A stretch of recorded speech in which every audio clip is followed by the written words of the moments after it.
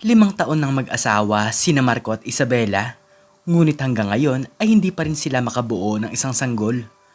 Ang sabi kasi sa kanila ng mga doktor ay may hirapan na daw talaga sila, kaya tinanggap na nila sa kanilang mga sarili na hindi na sila magkakaroon ng anak. Madalas na nga mag-away ang dalawa dahil pangarap talaga ni Marco na magkaroon siya ng isang masayang pamilya. Ano ba yan, Isabela? Paano na to? Hindi na ako masaya sa ating buhay mag-asawa dahil hindi mo maibigay sa akin ang kagustuhan ko na magkaroon ng sariling anak. Dismayadong sabi ni Marco. Pasensya ka na talaga. Pero pwede naman tayong mag-ampon ng bata. Alam kong nahihirapan ka pero nahihirapan din naman ako. Malungkot na sagot ni Isabela. Agad silang pumunta sa bahay ampunan. Dito nila nakilala ang isang sanggol na pwedeng magpasaya sa buhay nilang dalawa. Siya nga po pala ang pinakabata dito sa bahay ampunan. Ang pangalan po niya ay Rowena. Sabi ng isang babae. Lumipas ang ilang linggo na pag-aasikaso ay sa wakas naiuwi na nila sa kanilang bahay ang sanggol. Sa una ay masayang-masayang mag-asawa, ngunit habang tumatagal ay hindi pa rin matanggap ni Marco na hindi naman talaga sa kanila ito nanggaling. Alam mo, Isabela, hindi pa rin ako masaya. May anak nga tayo pero hindi naman tayo ang gumawa. Malamig na sabi ng lalaki sa kanyang asawa. Tama na, Marco. Hindi ko rin naman gustong mangyari ang bagay na to. Pero bakit kasi palaging ako na lang ang sinisisi mo? Umiiyak na sagot ni Isabela. Nang dahil doon ay patuloy na nabubura ang pagmamahal ni Marco sa kanyang asawa. Para bang gusto nitong maghanap ng ibang babae na makakasama niya sa kanyang buhay. Isang babae na tutupad sa kanyang pangarap na magkaroon ng kanyang sariling anak. Isang araw ay pumunta si Marco sa kanyang kaibigan. Kaarawan kasi nito at balak niyang makipag-inuman. Hindi niya sinama si Isabela dahil ayaw niya nga makasama ang kanyang asawa. Nang makapunta si Marco sa bahay ng kanyang kaibigan na si Norman, ay nakita niya ang maraming mga kababaihan. Dito niya nakilala ang dalagang si Rosa. Maganda ang babaeng ito, ngunit hanggang ngayon ay walang asawa. Marco, masaya ako na makilala kita. Teka, wag mo sanang mamasamain ang itatanong ko sa'yo. Meron ka na bang asawa? Malambing na tanong ni Rosa. Nang dahil sa kalasingan ay napupunta na sa iba ang kanilang usapan. Sa totoo lang ay hindi na talaga mahal ni Marco si Isabela, kaya nagagawa na niyang siraan ang kanyang asawa. Mayroon na akong asawa, pero wala pa kaming anak. Gusto ko na nga siyang hiwalayan, pero naawa lang ako sa kanya. Sagot ni Marco. Lumipas ang ilang oras ay natapos na ang inuman. Pauwi na si Rosa sa kanilang bahay nang bigla nitong hingin ang numero ng telepono ng lalaki. Agad naman itong ibinigay ni Marco at pagkatapos noon ay naramdaman pa niya ang pagdampi ng mga labi ni Rosa sa kanyang pisngi. Sige na, Marco, uuwi na ako sa aming bahay. I-text mo na lang ako dahil masaya akong nakilala kita. Malambing na sabi ni Rosa. Ilang sandali pa ang lumipas ay napagdesisyonan ni Marco na umuwi na rin sa kanilang bahay. Nakita niya si Isabela na nasa kanilang pintuan. Kanina pa siya nitong hinihintay dahil hindi naman ito nagpaalam. Buti naman at nakauwi ka na. Hindi mo naman sinabi sa akin na magiinom ka pala. Nag-aalalang sabi ni Isabela. Ngunit dire-diretso lamang si Marco sa kanyang paglalakad. Agad itong dumiretso sa kanilang kama. Ilang sandali lamang, habang natutulog si Marco ay naramdaman niya ang pagyakap sa kanya ng kanyang asawa. Saglit ay nagmulat ang kanyang mga mata. Nag-init ang kanyang katawan. Nagsimulang mangyari ang hindi inaasahan at muli nilang ginawa ang isang ritual ng mag-asawa upang makabuo ng sanggol. Pero hindi si Isabela ang naiisip ni Marco. Nakikita nito sa kanyang asawa, ang dalagang si Rosa. Napakaramdam niya sa kanyang sarili ay tutupad sa kanyang mga pangarap. Pagkatapos noon ay nakatulog na ang mag-asawa. Sa pagising ni Marco ay agad niyang kinuha ang kanyang telepono. Nakita niya doon na may mensahe na sa kanya ang dalagang si Rosa. Marco, kumusta ka na? Kalapit mo pa ba sa kama ang iyong asawa? Mapang-akit na mensahe ni Rosa. Dito nagsimula ang pag-uusap ng dalawa. Walang kaalam-alam si Isabela na mayroon ng ibang nagpapasaya sa lalaki. Mas lalo pang nanlamig si Marco sa kanya. Isang buwan ang lumipas ay napagdesisyonan na mag-asawa na tapusin na ang kanilang relasyon. Hirap na kasi si Isabela na makisama kay Marco. Wala itong nagawa kundi ang umuwi na lamang sa kanilang probinsya. Sa pag-alis ni Isabela sa kanilang bahay ay agad namang dumating ang dalagang si Rosa. Totoo ba na nakipaghiwalay ka na sa iyong asawa? Pero sino naman ang batang yan? Di ba ang sabi mo sa akin ay wala naman kayong anak? Nagtatakang tanong ni Rosa. Naku, hindi ko siya tunay na anak. Ampun lang namin siya ni Isabela. Pero gusto ko na kapag nagkaisip na siya, ay isipin niya na tayo talaga ang kanyang mga magulang. Natatawang sagot ni Marco. Ngunit habang nasa probinsya si Isabela ay napag-alaman niya na nabuntis pala siya ng kanyang asawa. Masayang masaya talaga ang babae kaya balak niyang ipaalam kay Marco ang tungkol sa bagay na ito. Sa wakas ay matatanggap na rin ako ni Marco. Salamat naman sa Diyos at ibinigay na niya sa amin ang pinapangarap namin ng aking asawa. Masayang sabi ni Isabela sa kanyang sarili. Nagmamadali itong naghanda upang bumalik sa kanilang bahay. Halos 8 oras ang kanyang biyahe, ngunit makikita lang pala niya si Marco na may kasama ng iba. Nang silipin niya ito sa kanilang bintana ay nakita na lamang ni Isabela na may kalapit itong ibang babae sa kama.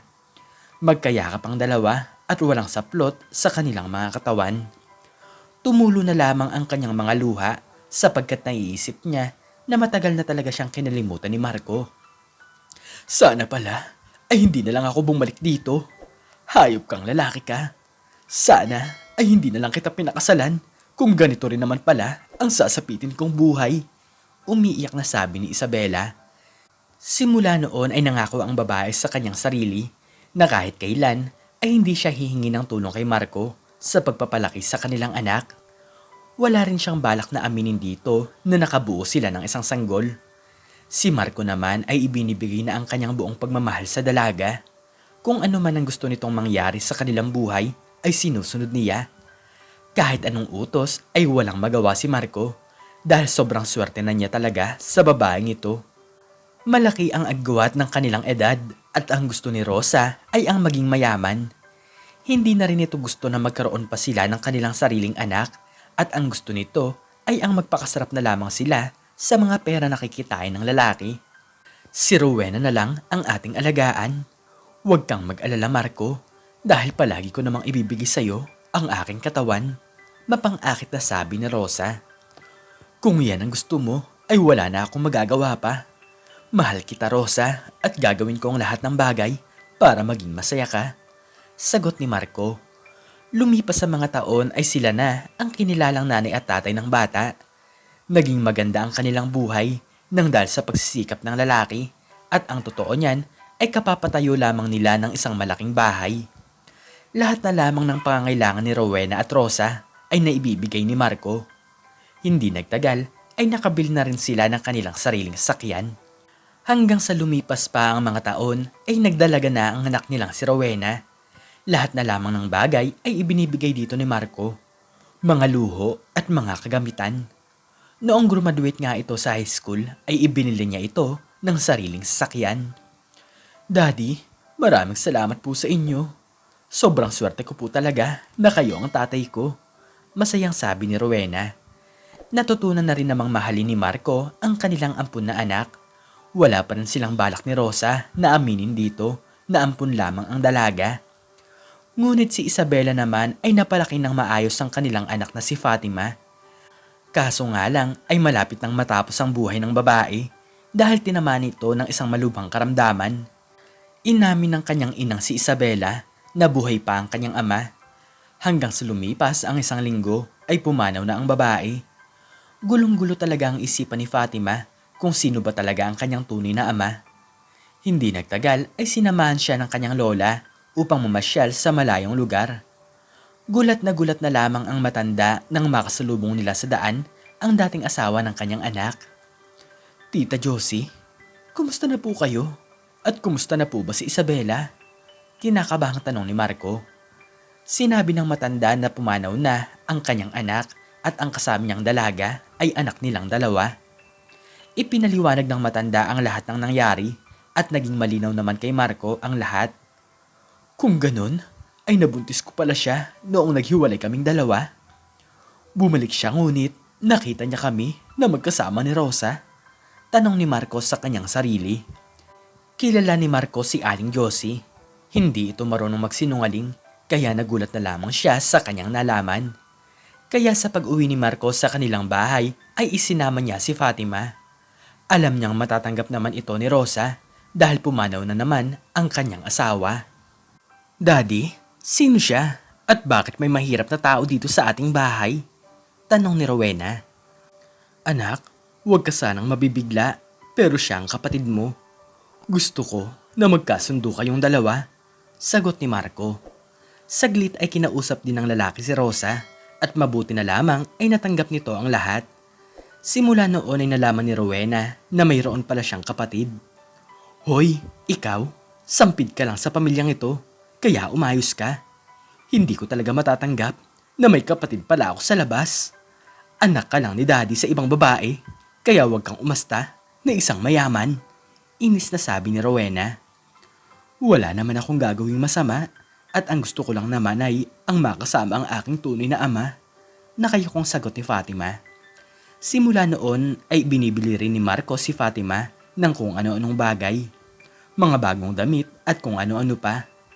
Inis na inis talaga si Rowena dahil nagkaroon pa siya ng kahati sa pera ng kanyang tatay. Nakaisip naman siya ng isang masamang plano. Balak niyang hamakin at saktan si Fatima nang sa ganon ay makabawi siya sa dalaga. Palaging wala si Marco at Rosa dahil palaging may inaasikasong mga negosyo ang dalawa.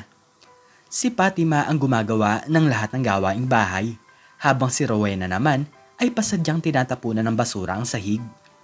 Kahit ang mga damit na hindi pa naisusuot ay inilagay agad ni Rowena sa labahin upang pahirapan ang kanyang kapatid. Pagod na talaga si Fatima sa mga sandaling iyon, ngunit kailangan niyang makisama sa kanyang bagong pamilya. Lumipas sa maghapon ay dumilim na ang kalangitan. Isinama ni Rowena si Fatima sa kanyang mga kaibigan. Masayang-masaya naman ang babae nang isama siya ni Rowena.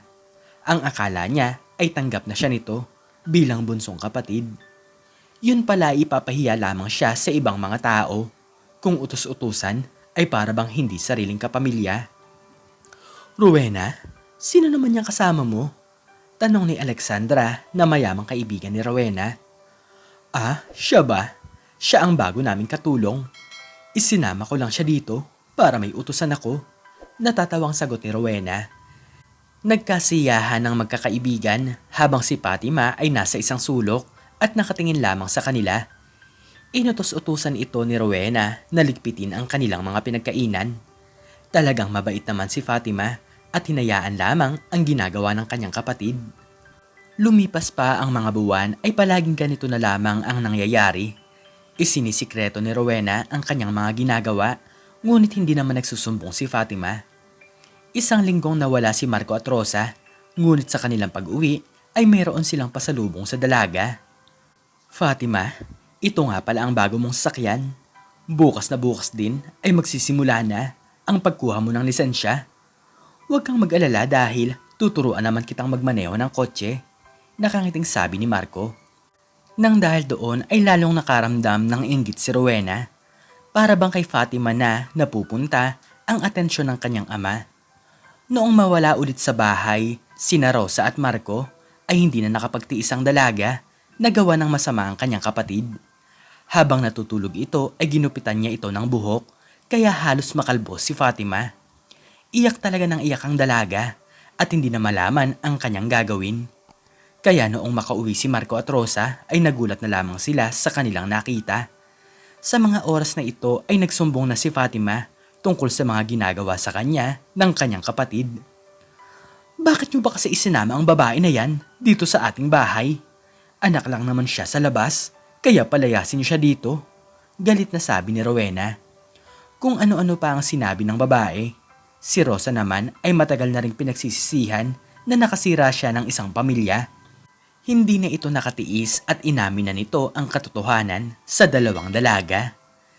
Natulala na lamang si Rowena nang malaman niya na ampun lamang siya at ang nanay pala ni Fatima ay ang tunay na asawa ng kanyang kinilalang ama.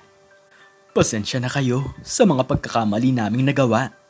Matagal namin itong isinekreto, ngunit ngayon ay kailangan nyo na talagang malaman.